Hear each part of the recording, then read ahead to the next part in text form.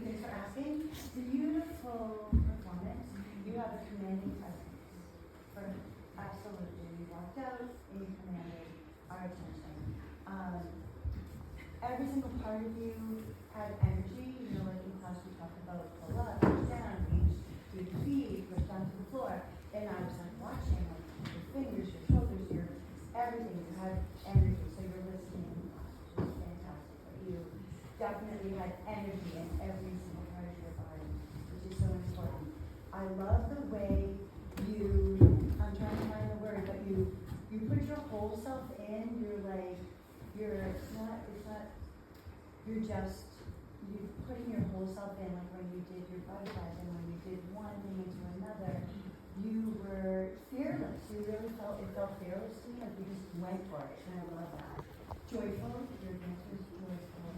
You used the full stage, you used all your levels, and I want you to believe I am sometimes a dancer who forgets to breathe. Breathe, enjoy, okay? Your choreography is gorgeous. Nice job. Yeah, well.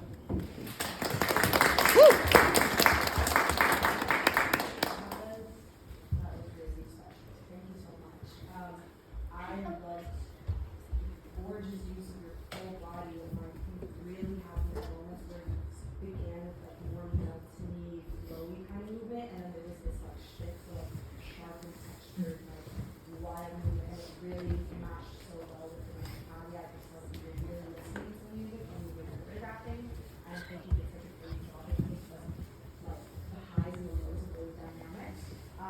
It was such a beautiful performance, and I would also like Michelle. One thing I said is keep leaning into your breath to keep your energy going, to keep grounded. In my workshop, I talked about how things are marathons. So you need to plan how to use your energy and your stamina. You don't need to throw everything at us right away. In fact, it can be more impactful and more powerful to tease us a little bit. And maybe like you throw a little something there that's like, I'm hinting at all this power that I'm about to explode out, but you don't throw it at us right away, so you earn it. We earn it as an audience to see you and we get that moment of, oh my gosh, like I had that moment. And I would just encourage like continue to breathe, because you are the movement, your choreography is demanding so much of you, and it's really impressive. To continue to like hit and execute the way that you want. I would just like continue to and plan and think about your energy levels. Yeah, you do it.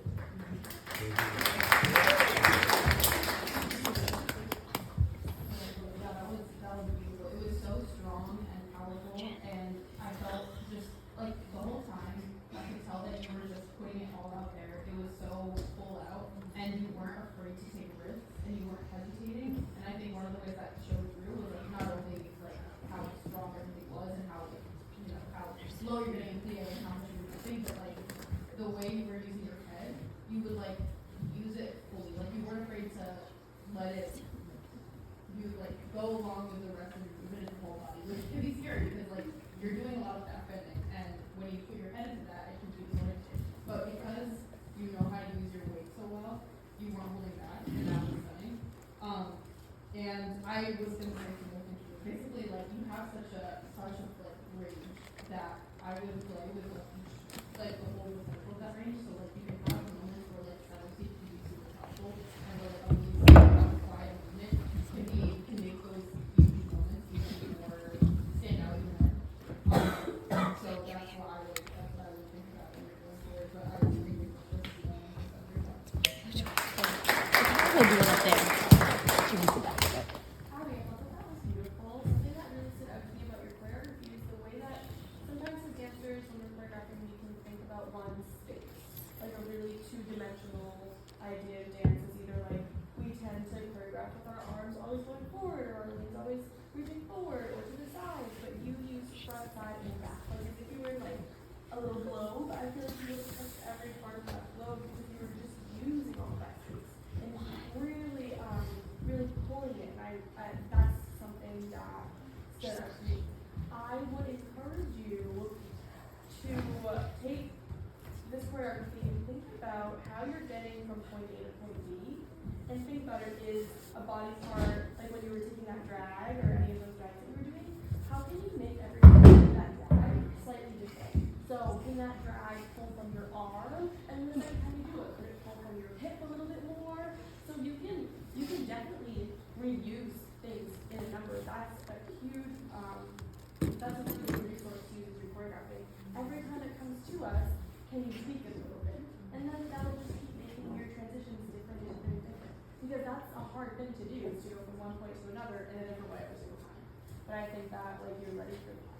But I absolutely appreciated how you used 360 the whole time, and you really, like, gave it to us in your choreography and in your performance.